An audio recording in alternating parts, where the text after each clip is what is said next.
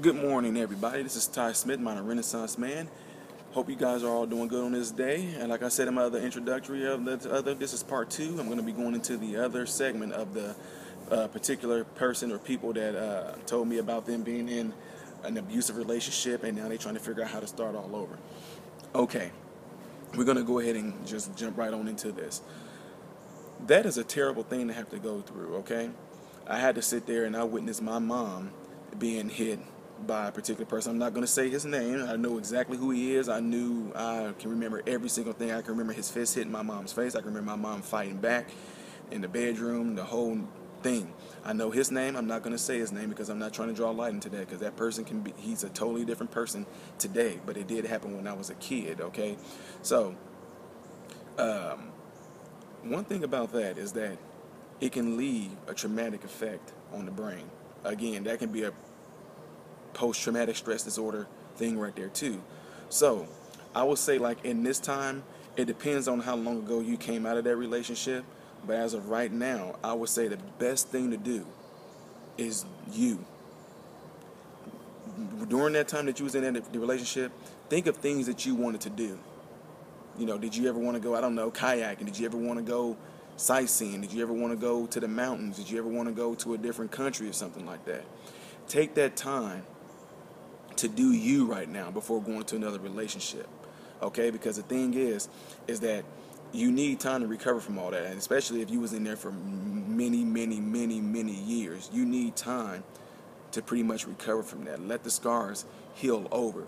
You have to know that you are okay to be able to go and take this next step into going into a relationship. So that's what I'm saying. I wouldn't make no sudden moves yet. I do know that now it's like, okay, now that that's over and all that, I want to be with somebody that's going to love me, take care of me, to hold me at night. I understand all that, but my point is, don't be so quick to go into it. Because here's the thing. This might sound really weird to some of you guys, but I always tell people, it's a certain type of vibe that people put off. I don't know how to explain this to you guys. Some of my subscribers, some of my viewers that listen to this, y'all totally get it, especially men. It's almost like we can smell out certain type of women, and we have an idea of how much of an advantage we can take over them based on conversation that we have with them and just meeting them. Certain women just put off this vibe. There's certain women that put off a vibe, flat out whore. There's some women that put off a vibe, she got a mouth on her. There's someone put off a vibe, she too ghetto. There's ones that put off a vibe, she too ghetto fabulous. There's ones that put off a vibe like she too countrified. Or I'm just putting you, when I say countrified, I mean like ones that walk around barefooted, feet dirty, don't care, wearing pajamas to Walmart and stuff like that. I'm just saying, certain people put off a certain vibe that just draws certain type of people. I say it like this. Like bees and hummingbirds and all that, they're all drawn to certain flowers because they know they can get a certain type of nectar from there. So certain people can sit there and look and see what type of person that they're drawn to with the intent of what they want to do to or with that person. So, I know that's probably a little way off the edge, a little deep, but it's true. And so, again, I'm saying this to the person that's saying, they're scared to go into another relationship and they don't know yet. The best advice I can give on something like that, and I tell all the people that I talk to, if you don't know, you're saying that I don't know, then don't do it yet. Like, even some people said, they get inspired because they know I've been married 17 years and I got married young. I was 19 years old, so now y'all know my age now for the ones that have been asking. I'm 36 years old. So anyway, they get inspired by that and they want to do it too. And that's not always the case, And what I mean by that is that I know that you want to, I want to be so married. I can't wait to be with my, no, see, there's work that comes with it. And see, the best thing I can tell people, make sure you are the best person that you can be before going into a relationship, because it won't be fair that when you go into this relationship, this person got to deal with the things that made you who you currently are right now. And what I mean by that, to my friend out there, she knows who I'm talking to because she's a Southern belle and she's so funny to me, is that, and in that relationship, did it make you fearful? Did it make you paranoid? Did certain things trigger you to have flashbacks to that? And if it does, then what you want to do is make sure you do things in your life right now, all the things that you wanted to do while you were in an abusive relationship, and I named those things earlier. Do all those things first before going into this relationship, okay? Because in doing so, it's going to allow you to heal Okay, all the things that you wanted to do, you can do it now. Those things that take precedence over the things that you went through. So there's a guy I told you on the video that y'all seen, the Gemstones that did Circles. He has another song that I listened to before, and I love what he said in there. He said, success is not defined by what you got, but by the things you overcome when you've been through a lot. That's so true. That's success right there, overcoming things that you've been through. So, my friend out there, yeah, do that. Do you, and work on you. And I'm not saying like work on you as in a bad way. I'm saying work on getting over that fear first.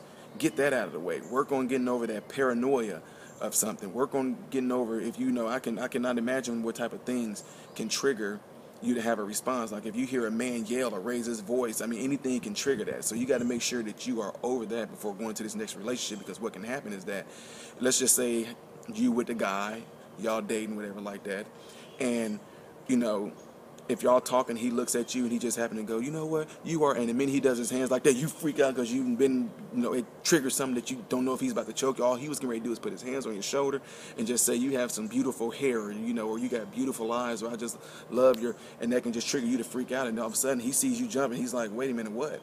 And then you're like, well, I'm sorry, I've been in an abusive relationship. First of all, don't even tell him that. Don't go into a relationship telling no man that, because if that man is an abusive person himself, he gonna do everything he can to bring that fishing line on in. He gonna do everything he can to get you in, because he know once he got you locked in, he'll be able to do it because he's done it to other women before, and vice versa. If that man is a good man and you tell him that, it might run him off, because he gonna probably be thinking like, man, I got to deal with some baggage now. I'm about to deal with this. I'm about to deal with her politics, always talking about what this other man did or anything like that. So I'm just telling you guys based off of experience, couples I've talked to, people that I've talked to that dealt with this whole thing. And I know like movies or like Dr. Phil might say, see, this is what you need to do. You got to make sure that not every man is going to sit there and beat you. Okay, that's great, but I'm just telling you flat out from people that I've talked to in the real world here. Not just this one person that was on Dr. Phil. But what I'm simply saying is that that's what they'll do. So take care of you. Get everything in you that you don't want in you out of you before going into this relationship. That way there's going to be one less thing that y'all going to have to fight and battle over once you do get with that man that you want to be with. And you've seen some of my other videos, the genesis of dating. I know you might be up there in age, but that's what I'm saying. Those things can just wean out a lot of future possible issues that you will have if you just take care of those things in the beginning of dating. And what I'm saying by that, you guys, if you don't know what I'm talking about, watch my videos on the genesis of dating. I don't want to go over everything in there because it takes a long. That's why they're broken off in segments. But my point is that if you're going to be going out there and dating again, if a man has an interest in you and he said, I'd like to take you out for some coffee, I'd like to take you out to dinner so we can get to know each other, you tell him that is all great, but I'd rather meet your family first. And see how he responds. If he's like, well, why do you want to meet my family? Just say, I just want to, that's just, you can just tell him. I'm doing something new in my life right now. I've always done it this particular way, but what I want to do right now, from our first date, I want to have dinner with your parents. If his parents ain't alive, say I want to have dinner with your brothers and your sister-in-laws, if you so choose. I want to have dinner with your sister and your brother-in-law. I just want to have dinner with your family. Just tell him I'm doing something different. This is how I want to do it right now. And if he's like, well, you know what, never mind, then hey, that must not be it, because nobody should be scared about you wanting to meet their family. And again, y'all see my other videos. The reason why I say do that, because it keeps him from being fake. It does. And hey, this is your life. And if you happen to go out with him or something like that, with those friends or anything like that, take whoever it is, take his brother-in-law off to the side, or take his sister off to the side or something like that, and just, can I have a word with you? Your brother seems like a really nice guy, but I just want to ask you a question. Is there anything that I should be looking out for? Because I'm not getting ready to go through no crazy relationship. I have no time for it. If she say, well, he's done, then right then and there, then it's not going to be for you. I don't care how old you are. That's what I tell everybody that I talk to do. Meet the family first. Don't wait 6 months down the road when you already locked in with him and now you want to go and meet the family or anything like that. Don't do that. Do it right from the beginning, because family is going to keep him from being fake. Family is going to keep her from being fake. It's going to keep them from putting on that persona, because they're going to call you one. Why are you acting like this? You don't act like that. You don't act like that. And they might say to her husband, here go again, here go another one, he's going to be beaten up. So no, this is your life. This is the real deal. This is real stuff right here. Don't waste your time on it. If that guy doesn't want to take you to meet his family, or if that girl don't want you to meet the family, then hey, this must not be for us then. I'm sorry. So that's what I would do as of right now. Again, I'm going to go over that point again. Make sure you do all the things you want to do because you have the opportunity to do it, because you're not locked into a relationship. 2, if you so choose to go and date, make sure I'm serious as a heart attack. I know it's exciting and all that. Oh my God, he's such a nice guy. Yeah, but nice guys are nice in the beginning until they beat you up. And girls can do the same thing, become abusive, the same thing. They can smack men around knowing that most likely some men ain't gonna hit them back, but some men do hit back, as we know.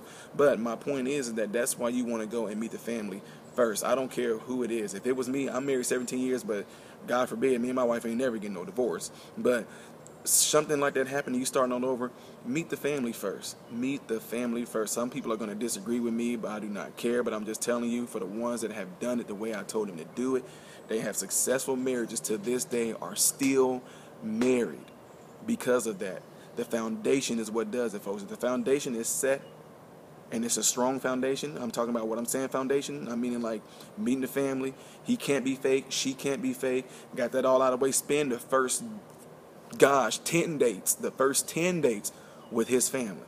He might be calling, hey, she wants to come over and have dinner again. Now, if the family don't want to have dinner with her, I understand that that's one thing, but I'm just saying most people don't want to turn nothing like that down. And if that's the case, just say, well, I'll wait till the next big family occasion that you guys are having, and I'll come there with you there. Because again, this is your life. You don't want to go through that again. It's going to prove how much you don't want to go through it again if you actually listen to what I'm saying and do that, because I don't want nobody to have to go through no pain. I want everybody to be happy. I want everybody to have happy marriage. I want everybody to have a happy relationships, because to me, that's one of the ultimatums, is being in a nice, healthy, strong relationship with communication and all that. And I know you hear people say things like start off as friends first. Well, that's the number one thing right there. Put it in your heart and in your mind that you are not talking to this guy, you are not talking to this girl with the intentions of dating them. Put yourself in that mind frame and watch how different it is. Because when you put yourself in the mind frame of, I'm looking for a guy to be my man, or I'm looking for a girl to be my woman, it changes your behavior and how you are with them. But if you have it in your mind like I'm talking to you guys right now, talk to them just like I'm talking to you right now. Don't go into it like you're talking to them with the intentions of you being my mate. I'm just talking to you because I just want to have conversation. I want to know where your mind is. What are your goals? What do you do? And hey, I ain't gonna try to flat out ask him. Have you ever hit a woman? If he have I hit? Why would you ask? No, no. Have you ever hit a woman? Yes or no? That's it. Because it's about to determine when I'm about to walk away right now. I can always trust me. Words get around. I can actually find out. Your name is what? David Howard? Yeah, I can just sit there and I can Google and see if you ever been in trouble for any domestic issues. I mean, flat out, this is your life, y'all. Do the same exact thing. Do it. Do that. It's your life. So, anyway, that's what I have for right now. My Miss Southern friend and the other ladies, too. They know who I'm talking about. But if I didn't answer that in a good way, maybe throw another question out there at me and say, address this. But like I said, again, I know abuse can have a hard mental traumatic experience for you, but you can get over it. Do all the things you want to do first. When you're ready to date, be in the mind frame. I'm just talking to this person with the intentions of just knowing who he is, what he's about, what his goals are, what he plans on doing. 3, I'm going to go around his family on our first 10 dates or so, because you can't be fake in front of family, and then once you do that, then you can move on from there. And I might do videos on that too, of what to do once you do start dating, okay? So anyway, I know I'm young, but I did my homework a lot before I even got married to the wife that I'm married to right now. So anyway, this is Ty Smith, I'm on a Renaissance Man, getting ready to check out. Hope you guys all have food, clothing, and shelter, and most of all, hope and pray that you guys are all in great health. God bless you in Jesus' name.